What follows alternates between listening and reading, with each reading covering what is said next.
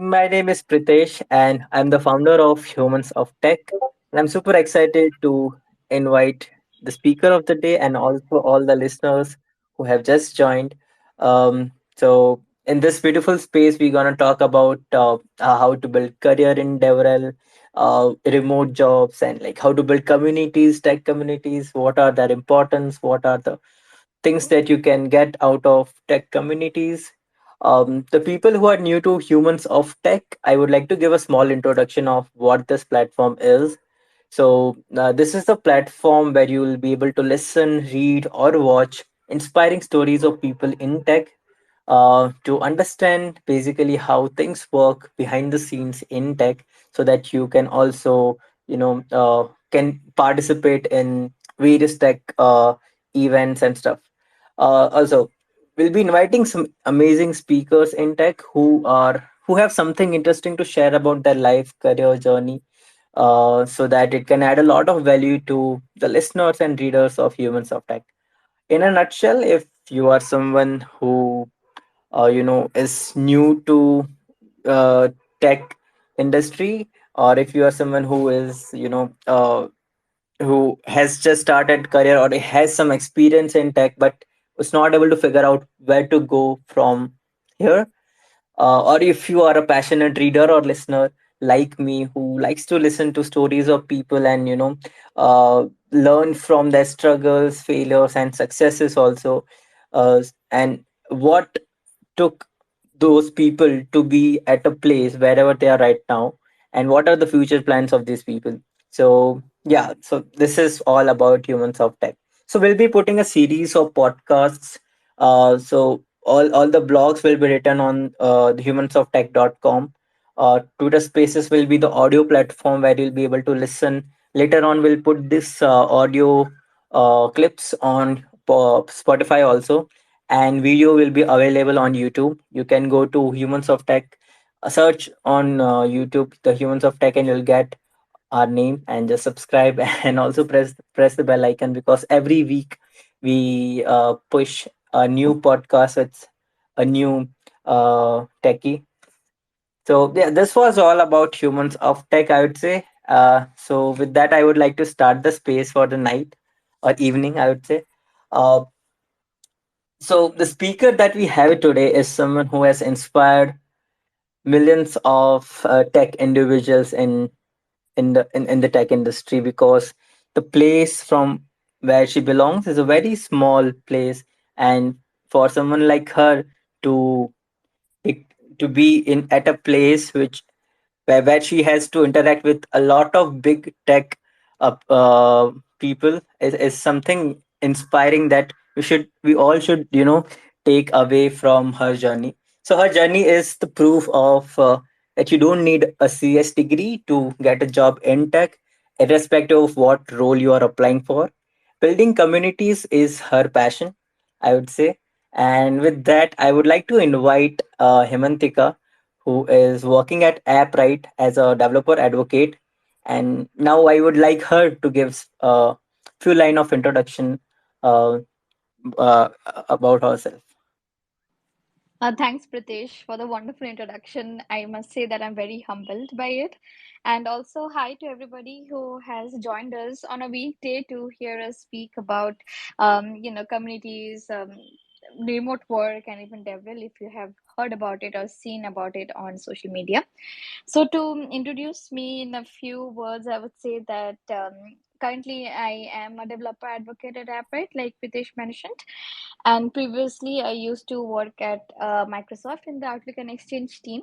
But I know we'll be talking more about my journey, but I would say that everything that I learn or I know today, be it behavioral or tech skills or even, people skills, I owe it to the community because initially when I was in college, like tech still it's growing in my city, but previously it wasn't, and everything that used to do was typical, stereotypical DSS solutions and aptitude tests and all of those.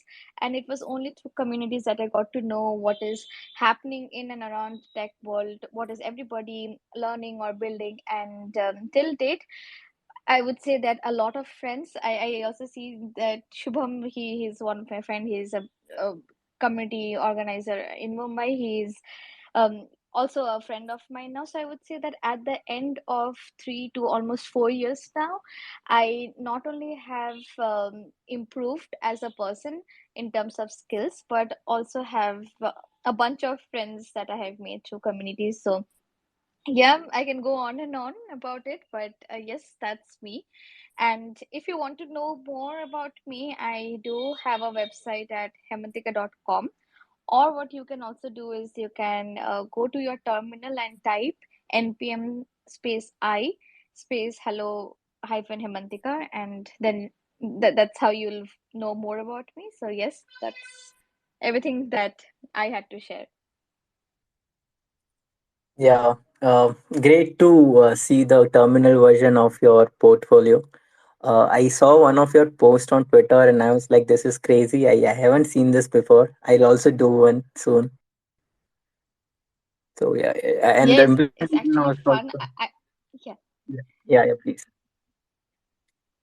I'm just saying that it's actually fun, and like if you were to introduce yourself, for me, I really lack words to introduce myself, and if I had to keep the conversation short, I would just say people to just go to your terminal and type this command. That's how you'll get to know about me. It's also a fun way to introduce yourself. So yeah. Yeah, yeah, true, true. And also it will make a good impression on the interviewer if you are applying for jobs. Cool. All right. So, Hemantika, the first question for you would be like, how does your day look like? Like, how does a day in Hemantika's life look like? Does it include both work and non-work things or just Yeah, work? yeah, everything. Like, how do you start your day? How you end your day? Okay, okay, that's interesting. So it really depends because I also do, I also travel for works at times, so that gets mixed up. But without the travel part, I would say that I wake up pretty late. I'm not a morning person. And after I wake up, I do some exercise because I realize that, other than work and everything, your health matters a lot. And then slowly I start for the day, and as a DevRel at Appwrite, my date varies from one day to other, but in general, what I am involved in doing, like for now, we have a hackathon going on, so I'm overlooking that. We also have Hacktoberfest coming up, and Appwrite is a sponsor. So yes, a lot of Hacktoberfest related work.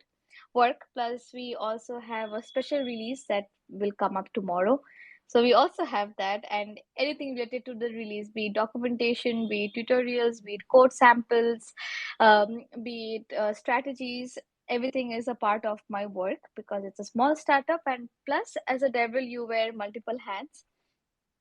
And since it's remote, I do have flexible work times, which means that if I want to go somewhere, let's say if I want to meet my grandmom for an hour or so, I can do that between work, and I can let my colleagues and co-workers know that I'm leaving for an hour or two, but I'll be back, and I'll be doing the rest of the work after I'm back. So that's how it looks like. It's the fun part is like it's a lot of work, but there's always some excitement to look up to because there's so much learning that I have each day. And then I typically finish my day by 8:30 because I start late. And if at times I do have some meetings because my manager is in the US at night, in the sense like 9 p.m., but not after that, but that's very, very rare. And then I just spend the time binge watching or just chatting with my mom, and that's it. That's how I spend the 24 hours of my day, and then I go back to 8 hours of beauty sleep. So yes, that's all. All right. Like, this is a kind of, a general answer for all the remote workers, like flexible hours, you can do everything and stuff, right? Yeah, yeah, that's the fun part. Plus, like you can work from your bed, you can work in your shorts, you can work in your pajamas. So that's another interesting part. Yeah, true, true. Cool. So, my next question to you would be, uh, Mhm. back in childhood, what type of kid Hemantika was? So how would you answer this? Oh, I was pretty naughty, and like my parents say, I was pretty witty as well. So there's this fun story like during our like it may not sound fun now because we're all grown up adults, but uh, back then it used to be fun. So I remember like during my nursery interview, so like to get into school we had interviews, and I was asked a question that if I can dance. And even though I am a Bengali and I'm supposed to know how to dance, but I still don't. So when they asked, I lied to the interviewers, and mind you, that time I was just three and a half year old, and I told them that yes, I can dance. And when they asked me to dance, I told that okay, there is no music, so only and after you arrange music for me, then I'll dance. And obviously, since it was in school and it was in a typical interview setting, they didn't have that, so I escaped my lie like a pro. And other than that, I somehow used to score good, but I didn't study a lot. So I was more into playing and doing things like in a childhood we used to have this show in Pogo called Mad. So I used to waste a lot of Fevicol and build fun stuff. Sometimes even I used to work those, watch those science experiments. I always loved science, so that was there, and I used to, do those. And my father was an engineer as well, so we used to build stuffs like torch and all of those. It was really fun. So yeah, that's how my day looked like. And since childhood I've always loved sleeping, so that's something that is still a constant now. Like I would sleep pretty early back then, and then wake up early, of course, for school. But yes, that's how my day looked like, apart from the fact that engineering and something is what I took up for profession. Back then I used to do those for fun. All right, all right. Yeah. Great to hear about the like the kid Hemantika, how she used to be. So you've done electronics and communication engineering, right? If I'm not Yes. wrong, Yes. right? So this decision that you took, was it your decision or how you landed up, choosing this career? Okay, that was it has some story because I didn't want to take up engineering, though I used to mention everywhere, in those slam books and all of those places that I want to become an engineer. But when I grew up and my senses grew as well, I realized that I like something like being a journalist or something like that. And later, more than the course, I was set that I want to study in Delhi University after my 12th boards are over. And luckily I did score good marks enough to get into good colleges. But since I'm a single parent child, and like my father has expired long ago, so it wasn't possible by my family to send me away in a city away from my hometown, quite far away from my hometown, all alone, and bear those expenses. Even though the education cost wasn't high, but back then, staying and fooding cost would have cost a lot, which wasn't an option back then. So the only option we had was to study engineering, and from a local college. And it costed, even though it was a private college, it the cost was much less, compared to the fooding and lodging that I would require to do in a different city. So yes, that's how I got into engineering. And while I was in my high school, I really enjoyed playing around with semiconductors and all of those things. And I also had biology. So my I spent my 11th and 12th learning about biology and very little about computers. But preschool, like since I studied from an ICSE background, I knew how to code, and I was more inclined on that. I just took biology for fun. I still don't know why I chose biology back in 11 and 12, but yes, I did. So back then, my since I really liked semiconductors, that was a chapter in physics. I realized that okay, this is something that I'm interested, and electronics is all about that. So why don't I take electronics? And also, since this was one reason, and the other reason was that by the time I decided that okay, I can let go of Delhi University and join engineering, it was a bit too late to get admission in CSE. So that was second reason why I chose EC. But the major reason was due to semiconductors, and I loved it. All right. So, was Yeah. this electronics and communication studying that in first and second and like for 4 years was challenging for you because your heart was like into coding and stuff, right? If I'm not wrong, but you Yeah. have to do curriculum is different, right? So, Yes, initially it was, and there were times I never really liked maths as a subject, but I liked mathematics in different parts. So I remember one exam I didn't didn't give it well, and I told called my mom and told that, you know what, I'm quitting and I don't want to study anymore. Maybe just get me admitted in some college where I can pursue a normal degree, like probably a BSc or something like that. But then somehow I got good scores. Probably it was just me overreacting to a not so good exam. And there were cases where I didn't enjoy doing what I was doing back then. And for that, I realized one good thing was that my college didn't have 75% compulsory attendance, so I could skip and then spend that rest of the time upskilling.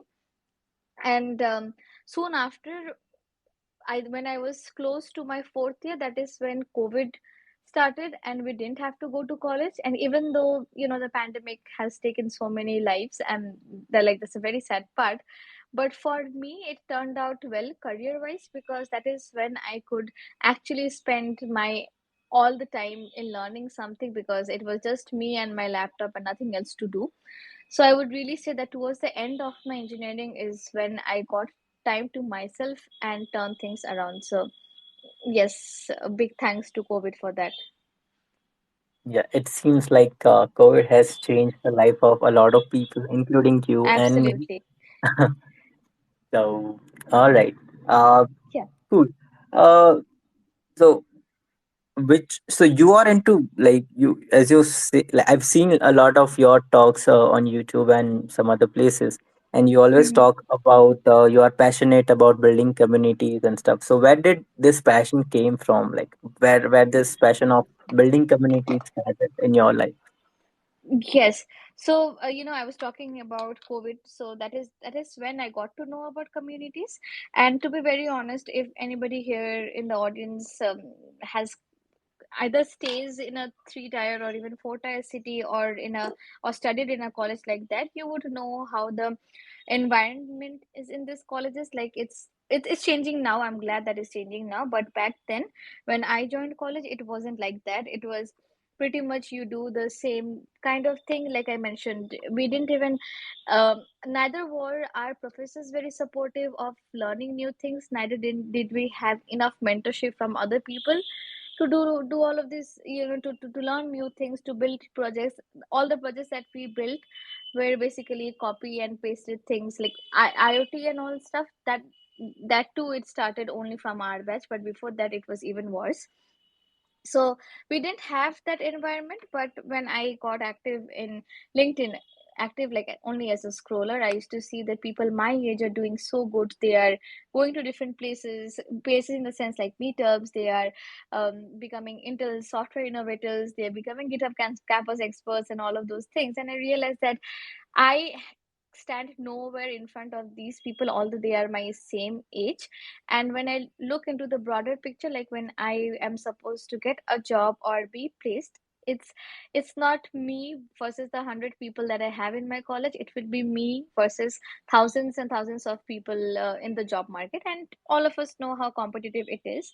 So it all started with the motive of bettering myself. And I got to know about Microsoft Learn Student Ambassadors, because that time these student ambassadors used to be very active in LinkedIn and everywhere, and I applied for it. So I didn't even know how to use Azure or any of those tools, and I applied, and I'm very glad that I got selected. That is how slowly I started getting into communities. I started meeting different people, getting to know different people, not only in India but also people from different parts of the world, because everybody was at home due to COVID and all.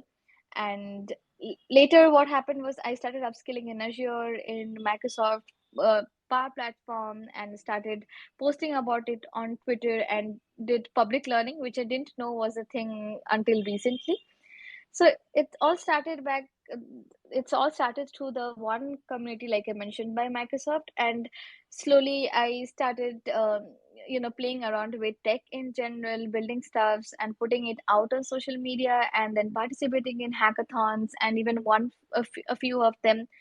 So, and since I was already interacting with a lot of folks within the Microsoft community, they also introduced me to other folks, and the network started growing slowly and slowly. I moved from being an attendee to different events to a speaker, though that wasn't my end goal. My end goal was to learn. So almost a year I spent only listening to different events and attending them and learning about tech and anything in general, like how people in different countries behave, how we should talk to them, how we should address them, all of it.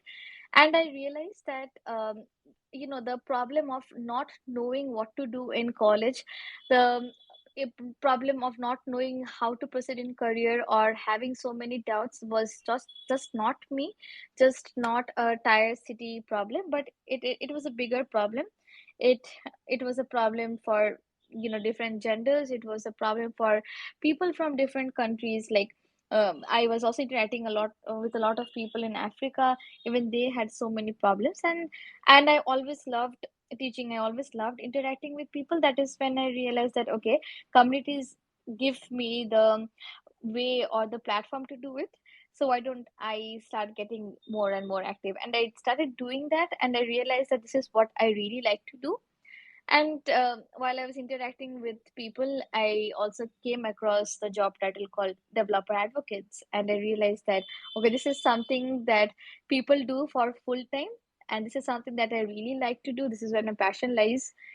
Why don't I pursue it? So that's how I started, going into communities and realizing where my passion lies and wanted to follow that as a career. All right, all right. So the first community that you joined was of Microsoft, if I'm not wrong, right? Yes, it was Microsoft Learn Student Ambassador Community. All right, all right. So I have seen your LinkedIn. So you've done like 1 year job. You were an intern as a technical support, and then you joined full time in Microsoft, right? Yes, yes. So was this role different than the student ambassador one? Yes, so the student ambassador thing is just a community, and the role was a full-time job and an internship. Okay, so how did you got into this internship? Okay, so back then I think it was the first version of a hackathon called Fixathon. And like obviously my college didn't have Microsoft campusing happening. So since I was active in Microsoft communities, I realized that I really liked the people there. I liked the ideals and principles they follow. So that began like Microsoft grew to be my dream company. And obviously as kids we have all used Windows, so working for that company was a dream. And like normally while scrolling LinkedIn, I found out a hackathon called Fixathon that was hiring interns, technical support interns. And I thought that why don't I just apply to it? So I applied, and there were around 11,000 applications, if I remember correctly. So this is the data that my HR mentioned to me later after I got hired full time. And from there, 100 people was like we had different exams. The exam was very typical to software engineering roles as well. Like we had some problems to solve, some questions, and all of those.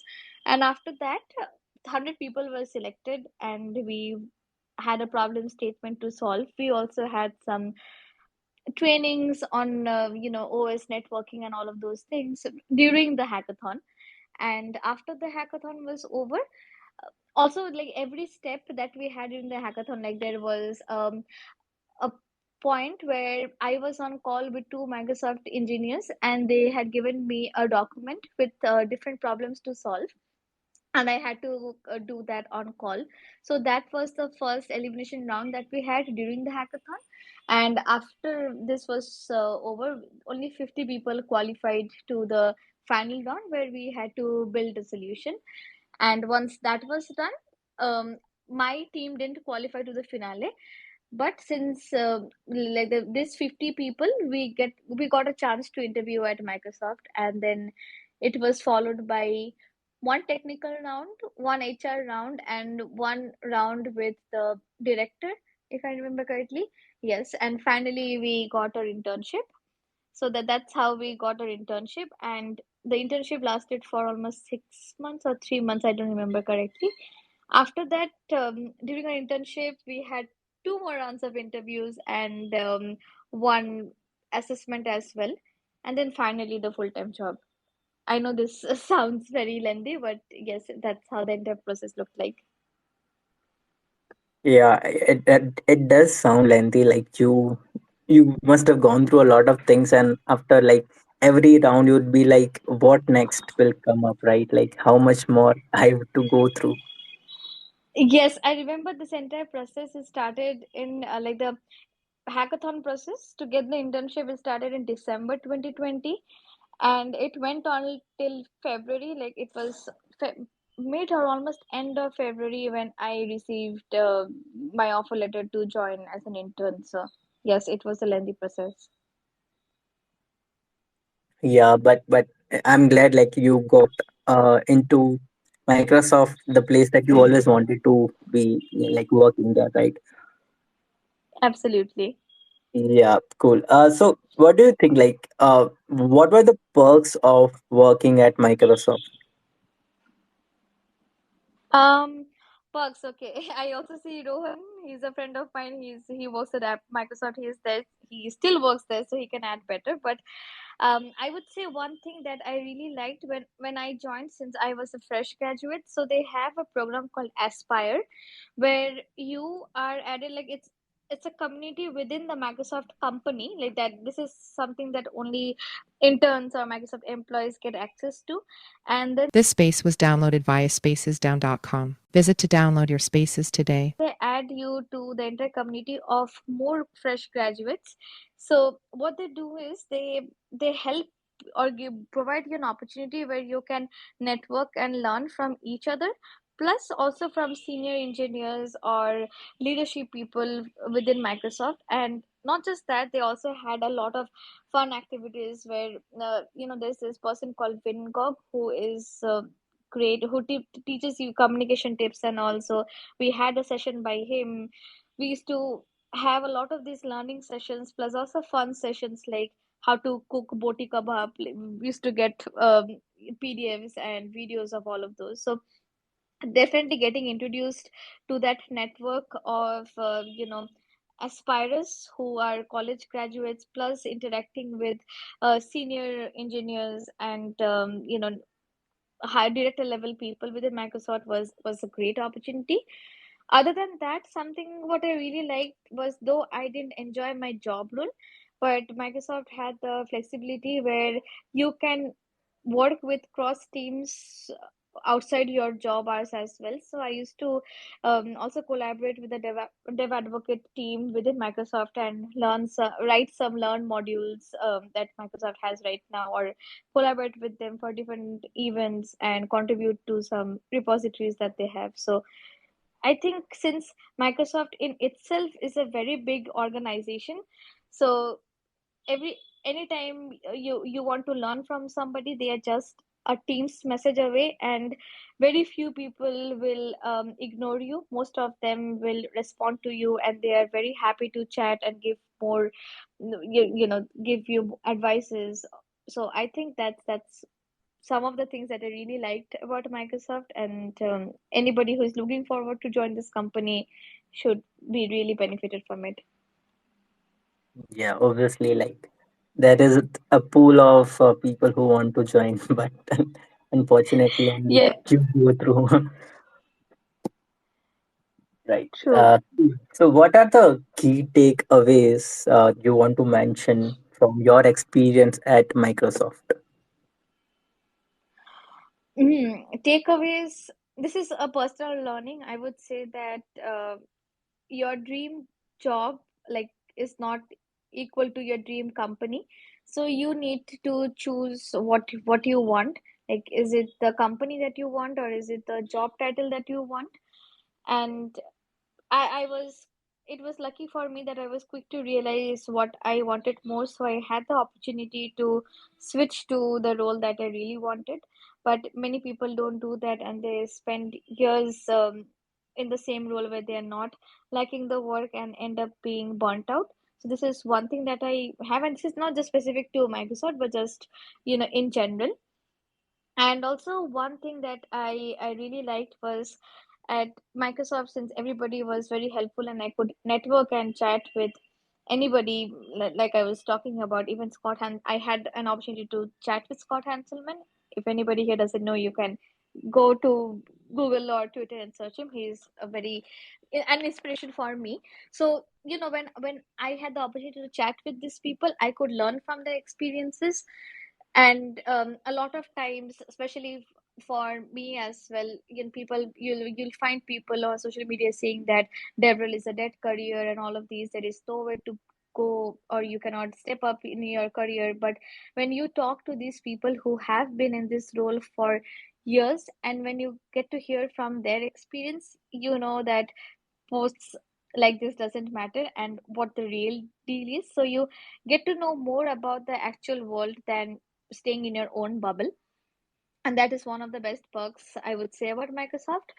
And one more thing that which is a final takeaway is that there are some ideas that Microsoft follows, and these ideas are so ingrained in me, even though I didn't spend a lot of time in that company. First is growth mindset. So that is something I guess we all of us should have. And also Microsoft believed in the learn it all attitude over know it all attitude. So yes, you know, even if I spent very small or short time at Microsoft, but these are the things that I'll forever remember, and it definitely helped me shape as a better person. So yeah, that's how I would like to sum it up. All right. Now let's move to the question that I guess we all the listeners are eager to listen from you the answer of this question. That is how you got into Appwrite. Okay, that's so I was looking out in the sense like I wanted to become a developer advocate, and I was interviewing internally at Microsoft as well, but that didn't work out because the teams I was interviewing for, it was all based in UK, and due to internal policies that wasn't possible back then. But I realized that doing the support job was not something that I wanted to, and I wanted a way out. And I saw that Apprite was hiring at the moment, and I was reached out by them and asked that if I am interested in applying. So I I looked at Applied, what it does, and I found it interesting. So I made my resume tailored to their JD, applied for it, and very soon heard back that I have been selected for the first phase of interview. And then we had three interviews, and finally I got my offer. So yes, that's how I got into Apprite. It was much easier and shorter than the process I mentioned about Microsoft, but yeah, that's how I got where I'm right now. Okay, so you got a cold DM by someone that if you are interested in applying for Appwrite, right? Yes, yes. Okay, so what do you think? Like, why you have been reached out? Was it your network for Microsoft or what do you think worked out for you in this case? So even today, that when I get reached out, and most of the messages that I get, and even back then the message that I got was that they watched my work somewhere on social media, or they read my blog, and that's why they're reaching out, or they worked they saw me in some meetup, or let's say they saw some of my projects or something like that. So they did have a point to get back to me, and it was not just because of my previous job experience. Like nobody mentioned to me that hey, just because you worked at a big company, that's why I'm reaching out. So they didn't do that. They just centered that we have been following you for a while. We saw that you did blah blah blah blah, and will you be interested in this role? So that's how the nature of the DM has been. All right, that's interesting. Like, I guess sharing work. on internet works out. Even I got a lot of opportunities. One of the opportunities I got was from Product Hunt, and that was Oh, super wow. weird. Like, how can someone get an inbound call from Product Hunt? But yeah, so the more you show, the more you'll be in the pool of recruiters, is what I also think. Absolutely. All right. Uh, can you break down this process of interviews that you've been gone through at Appwrite if you can? Yes, sure. But I would like to mention that when I joined Appwrite, it was a very early stage. Like Hmm. currently, we are double the number than what we were when I joined. When I joined, there wasn't really an HR. There was one person in the ops team who was helping schedule the interviews and all of it. So I don't know what the new process is like, but I would like to say what my process looked like. And I'm guessing that is almost the same with maybe one or two extra rounds or some assignments added to it. But the first round was the culture fit round at Apprite. We do look into culture a lot, how the person is to talk to, because that's what we really value. We look at passion because we believe that skills can be taught, but passion and how you are as a person is something that really matters to us. And the second one was a technical round, followed by questions that were specific to DevRel. I was given some situations and was asked, like, how would I handle it if I were in this role, and so on. And the final round was with CEO Eldad. So with Eldad, didn't really ask me any questions, but he presented to me about Appwrite. That was a very different kind of interview that I had. He presented to me about Appwrite, what Appwrite is right now, what the goals are, what I am expected to do. And the only question that he asked me was why, or let's say, if I am excited by it, and if yes, does the job role look interesting to me, or is this something that I look forward to be doing with my job role? So I just had three rounds in Appwrite, and then I got the offer. All right. That is pretty interesting because, as you said, it was at very early stage. So I'm pretty sure Yeah. the interview process now would be super competitive because Apprite is everywhere. Here you'll see, right? Yes, I'm sure of the competitive part right now because on almost every day, each of our members, including me, we receive around five DMs of people asking to, get refer, but we do not have a referral system. You just need to apply from the career page. So that's something I think that I will have to agree with you, and it's good problems to have for us that Applet is growing. Yeah. I guess I'm not sure, but I'm just guessing that now on all the recruitments would be from the community. If someone wants to join Apprite, they should start contributing to Apprite without any second thought, is what I think. I'm not sure, but I guess that will make a difference and can help them to get into Apprite, is what I think. Actually, you're right. It's not just now, but previously, like when Eldad, our founder, got funding and decided that he wants to build a company. So the first hires from our, who are working at Apple right now were all from the community, people who were just building, contributing to issues, and also a lot of the employees that we have are straight from the community. And the recent addition is Steven.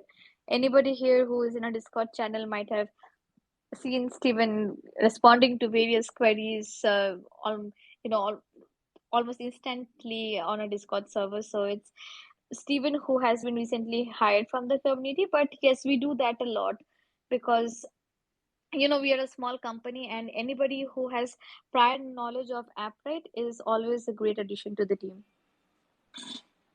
Yeah, yeah. I've seen this for a lot of companies, and it is fair enough to do that because of a lot of reasons. I don't want to go into details. I have other questions to put on right now. Cool. Sure. So, uh, Appwrite is a remote startup, and I guess US based startup, right? But you have a remote job, but also Yep. you guys meet uh, frequently, like once or twice a year. That is one of the perks I would consider to work at Appwrite. Apart from that perk and other financial perks that you get, what do you think is making Appwrite different from other companies? There are a lot of things, but since we talked about perks, I would mention that like as employees, we have an opportunity where we can sponsor an open source project of our choice, and I think that's really amazing because Appride, it started as an open source project and it's still open source, and it started with our founder not having any penny to really striving to make his ends meet when it was just a project to becoming a company now. So for us the roots of open source is very deep and we really value all the maintainers and projects, so that and each of our employees are also very indebted to the open source community in general.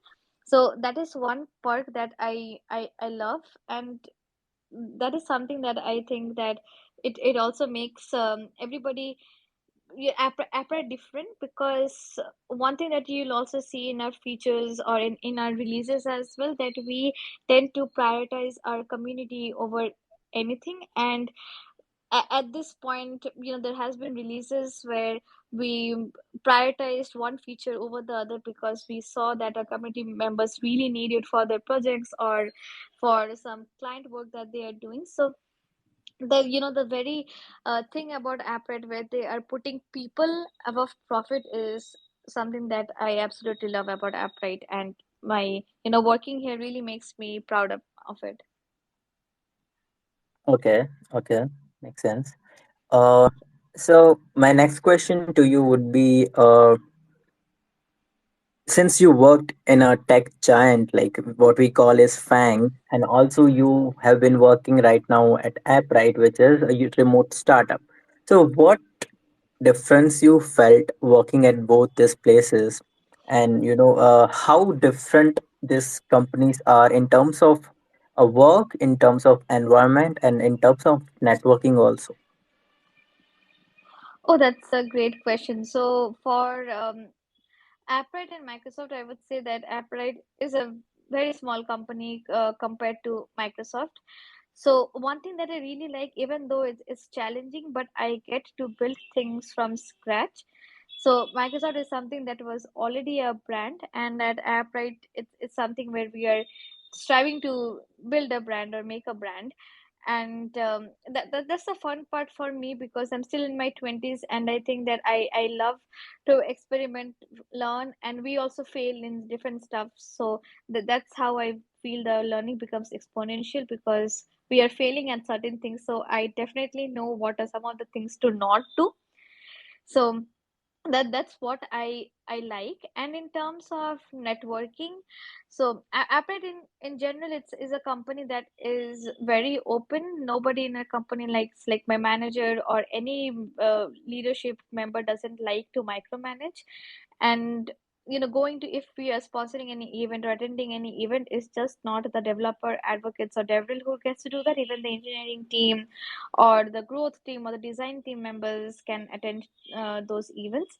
So people believe that meetups or conferences are something that helps you improve your network.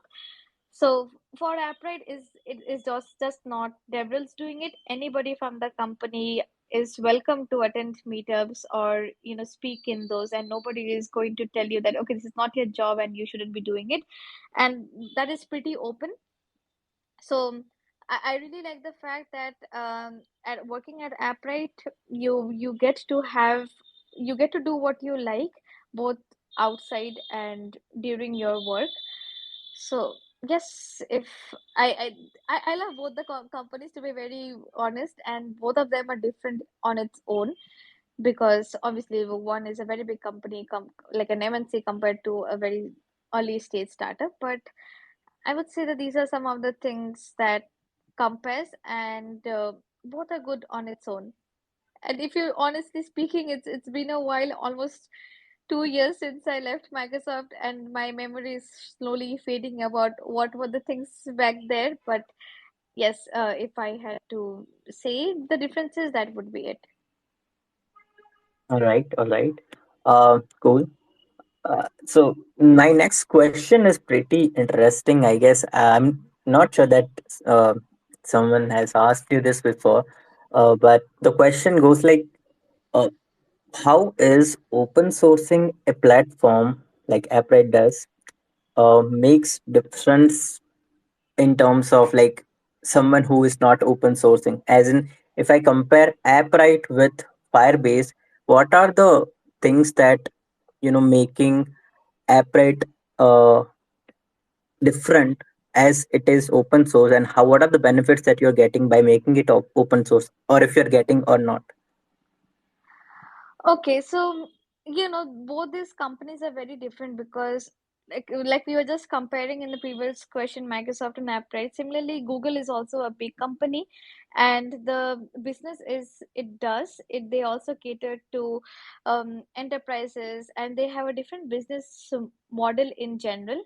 And Appwrite is a company, or it's a project that started to help developers first. So it's a company that is very developer first and developer focused compared to Google, which is B2D plus, like its customers are developers and also businesses and also companies. So their model is very different. I don't I cannot really compare between the benefits that both of these have, because we have very different models, and which is why your product is also different. Like for developers, I feel that the flexibility within Appwrite and things that developers care about, be it vendor locking and all of these, this is something that developers don't want to get into. Or there are problems. I have heard people saying that they started with a small pack, but the pay as you go tier has led them to huge, paying up huge sum of money compared to the pricing model that we have, where you need to only pay once. So there are many differences that I can list, and I believe that I wouldn't be taking Appright's side only because I work in the company, but both are very different in the approach that we have and the kind of mentality that we have. So yes, I think that if you're a developer and if you are building backend, so your probably your choice would be Apprite. And other than that, if you are somebody who doesn't care about vendor locking data, or how much money you're spending and all, then maybe you would want to choose Firebase over Apprite. All right. I really like the way you answered. Like, you said that Appwrite is developer focused platform, Yes, which cares a lot about developers first and then later customers and stuff, right? So that right. itself tells a lot of differences that we have between both the platforms. Absolutely. All right. Uh, So I've seen like there are a lot of meetups happening in India and I guess across the world, where you go to offline in offline mode mostly, where your people from Appride goes and they do some meetups, they call some speakers, they talk about the network, and there is a lot of things happening offline also, right? In Appride. So my question to you is, how does how does this offline interaction with people in a meetup helps to uh, get into tech industry? Or my question rather would be how it helps in networking and getting at a better place in that career. Yeah, so I have been to a few meetups, and we also have one coming up in 1st October in Bangalore. And one thing that I saw, like when you are interacting with people, it's easier for me as well. It's easier to communicate face to face rather than communicating over message, where you send one, you wait a few minutes for the other person to respond, or it might take hours. Pos- like personally, I am a very bad text person. I'll respond to you for a few in a few messages, and then probably ghost you because I don't remember. I don't do that intentionally, but because I forget or I get carried away by work or some other stuff. But what I see, like in face-to-face conversations, you can have a good conversation with somebody straight for 15 minutes, and you can ask questions to them, face-to-face, which becomes really difficult in online scenario where if it's not a call, just by messages. I think communication is not something that everybody masters at, and while we still need to do that, but I think that offline is definitely a better way. And also, like, it's easier, you can obviously share links through messages and all of it, but like when you're talking to somebody in person, and let's say that I'm talking to you, Pritesh, and I say, oh, you know what, I have my, let's say I have a design that I made for XYZ thing, let me just show you, and I can just pull out my laptop or my phone and show it to you. So that's something that I believe is a big perk of meetups. And also you get to know and connect with people. Let's say you are somebody who is a freelancer, is looking for gigs, and there is somebody in the meetup who is looking to hire freelancers. And it's not, I'm just not making these things up, I'm giving an example for sure, but there has been instances where people went to a meetup and they got some opportunity, be it paid or not paid. I think that the network that you make definitely stands out. And but I wouldn't recommend you to go to each and every meetup. If you are staying in a city where there are meetups every weekend, you can go to at least one or two of those in a month, and that should be good. But I wouldn't, but especially if you're a college student, I would ask you to focus on your skills first, and later, just because we mentioned about people who have got in opportunities through different meetups, that doesn't mean that you will be attending each one of them, keeping your skills at a stake. So I would say that yes, while the opportunities you get and the networking or learning opportunities good, but at times it happens that not all meetups are great, and you may not end up liking it at all and feel like you've wasted your time. So anytime you're attending a meetup, just do a bit of a research, ask people around that, hey, there's this meetup coming up, have anybody heard about it before, or anybody attended the previous versions, what do you think? Even a simple message like that can help you get some insights. So yeah, that Yeah. was a very big answer to a small question. Yeah, true. So I totally agree with whatever you said. I almost every weekend I used to go to meetups and meet people, and mindset that you need to have while going into this meetup is just learning and networking. The rest of the things will happen if they are supposed to happen. So I have one last question, Hemantika, for you. Yeah. I guess I don't know how I missed this, but I want you to explain developer relation, this topic, and what is developer advocacy, and what are, as you said, like developer relation is whole ocean of, like it is a different role in under which there is a lot of things that happens that we don't know.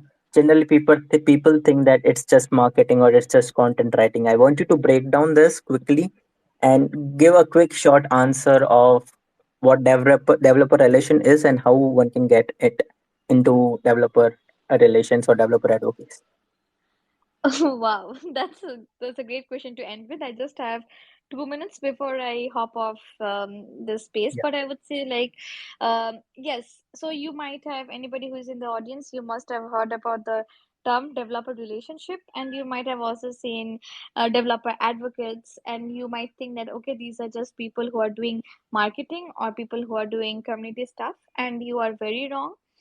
And if you're interested in this role, I'll just give you a brief. I would say that, let's say DevRel is a big umbrella, similar to how software engineering is an umbrella, and under that you have backend engineers, front-end engineers, full stack, cloud engineers, and so on and so forth. Similarly, under DevRel, you have developer advocates, you have developer marketers, you have technical writers, you have community managers, and all of them. And each people do, or each job roles have different work that they take up. Like if you are a community manager by title, it means that your work revolves only around communities, building them, scaling them, and all of those. If you're a technical writer, your work involves only working on technical documentation and all of those. If you are a developer advocate, your work is to advocate for the product that you are aligned with, And to do that, you are building integrations, you're writing blogs, even technical documentation at times, you're going to different meetups, you are also since a part of your job is to advocate about the product, you're also strategizing different ways to improve developer education. And there's a whole lot of things that you can do for that. So I am very much hard, I have a hard stop at 7, but to define that, that's what we do. And as the definition goes, like DevRel, we are the bridge between developers and the engineering team at our company. So we are the people who hear the feedback from the community and give it back to the engineering team that we have in our company. And not just feedback, but there is a lot of other hats that wear while we are acting as a bridge between the developers and the engineering team. All right, with that, we are ending the space of uh, Himantika's journey that was from a support engineer to DevRel at Appwrite.